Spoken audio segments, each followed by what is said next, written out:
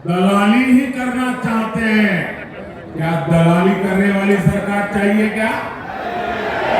वाले इनकी राजनीति का एक ही मकसद है, तुष्टीकरण।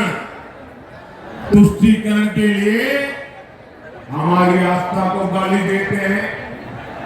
ये कांग्रेस पार्टी राम मंदिर प्राण प्रतिष्ठा, राम लला प्राण प्रतिष्ठा का उस नामांकन को ठुकरा देती है।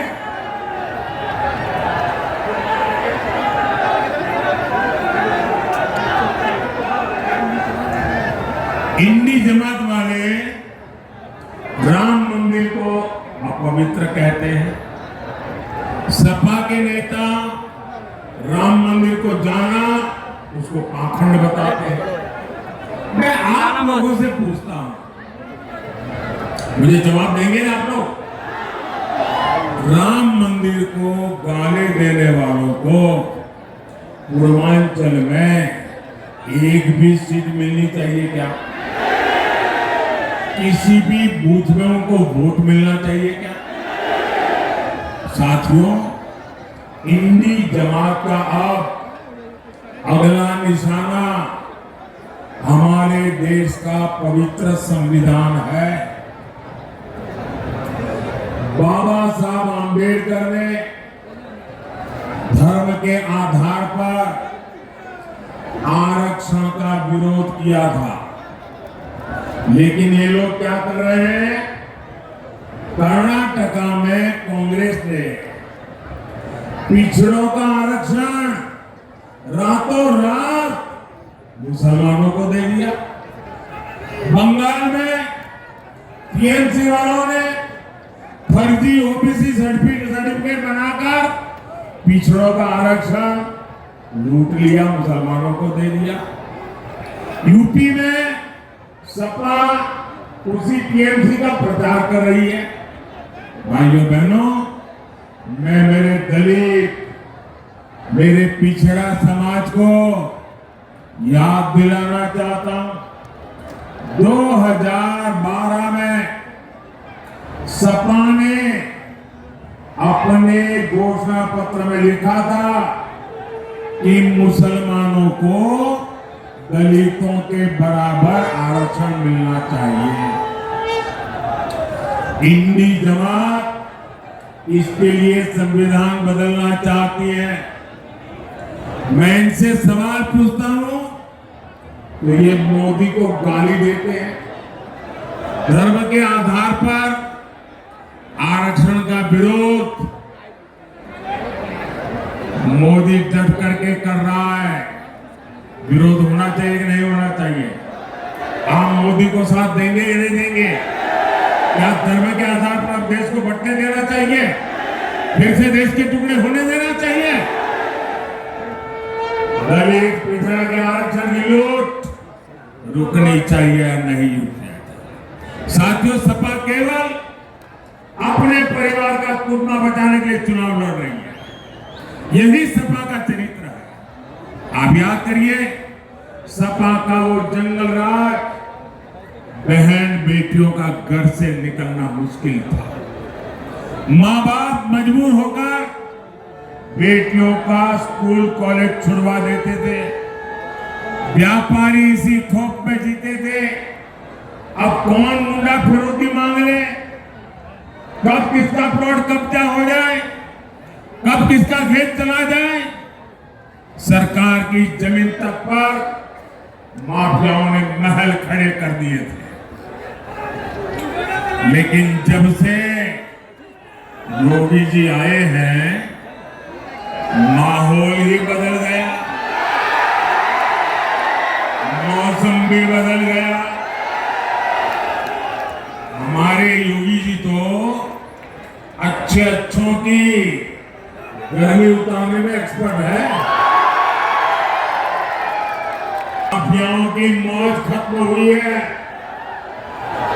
उनके महलों की जगह गरीबों के लिए घर बन रहे हैं। यही बीजेपी में और इंडी जमात के बीच में इतना बड़ा फर्क है। साथियों, आज यूपी के लोग गर्व से कहते हैं कि हम यूपी से हैं, सिरा तान करके बोलते। यूपी अब बाकी राज्यों से केवल बराबरी कर रहा है, इतना नहीं, अनेक राज्यों से मेरा यूपी आगे निकल रहा है।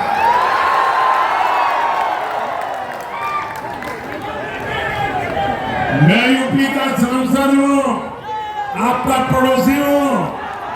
मुझे गर्व हो रहा है आज मेरे यूपी में देश के सबसे ज्यादा एयरपोर्ट वाला राज्य मेरा यूपी है। सबसे ज्यादा एक्सप्रेसवे वाला राज्य मेरा यूपी है। सबसे ज्यादा शहरों में मेट्रो मेरे यूपी में बन रहे। बदलाव कैसे आता है ये बांसगांव, देवरिया और गोरखपुर के लोग खुद देख रहे हैं। पूर्वांचल एक्सप्रेसवे के साथ गोरखपुर लिंक एक्सप्रेसवे, सीतामढ़ी से अयोध्या तक राम जानकी मार्ग, सहजनवाद डोरीघाट रेल लाइन, ऐसे कितने काम इस क्षेत्र में चल रहे हैं। वंदे भारत ट्रेन यहां चल रही है। कुशीनगर और गोरखपुर केवल कुछ ही किलोमीटर की दूरी पर दो एयरपोर्ट इस क्षेत्र को मिले हैं।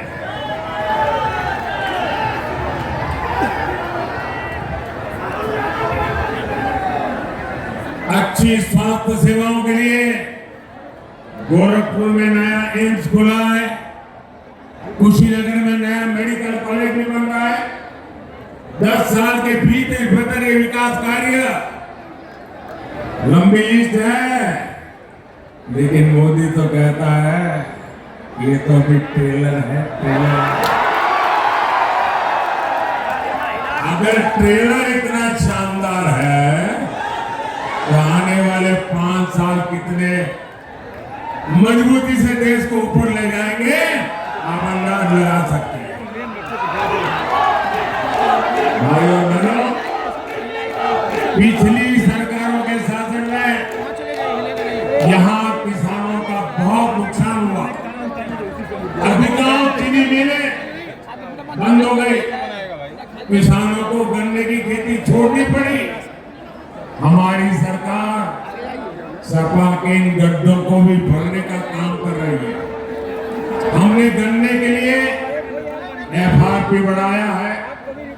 गन्ना किसानों का हजारों करोड़ रुपए का बकाया चुकाया है।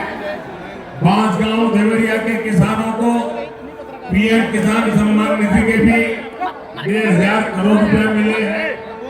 साथियों, 1 जून को आपका वोट बांसगांव, देवरिया और देश का भविष्य बनाएगा। आपका एक वोट सीधा मोदी के खाते में जाएगा।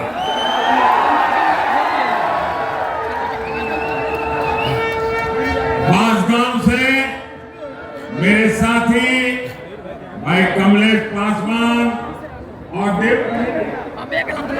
देवरिया से युवा साथी भाई शशांक मणि त्रिपाठी, इन्हें भारी बहुमत से जितवाया। ज्यादा से ज्यादा वोटों से जितवाएंगे, ज्यादा से ज्यादा मतदान करवाएंगे, सारे रिकॉर्ड तोड़ेंगे, सभी पोलिंग बूथ में जीतेंगे। अच्छा, मेरा एक काम करेंगे,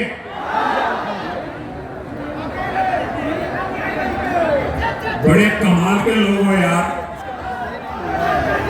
इनके लिए बोलता हूं तो जोरों से बोल रहे हो, ये मेरे लिए कहा काम करोगे तो ठंडे पड़ गए। ऐसा कैसा है बताओ, मेरा काम करोगे? ऐसा नहीं, दोनों हाथ ऊपर करके बताओ। अरे मेरे जिगर के टुकड़े इतने हाँ है, जरा दम लगा के बोलो ना। देवस्थान होते हैं, तीर्थ स्थान होता है, आप वहां मांगना है, मांगेंगे, मत्था टेकेंगे, मोदी के परिवार के लिए आशीर्वाद नहीं चाहिए, विकसित भारत बनाने के लिए आशीर्वाद चाहिए। करेंगे, पक्का करेंगे। बोलिए भारत माता की, भारत माता की, भारत माता की। बहुत बहुत धन्यवाद।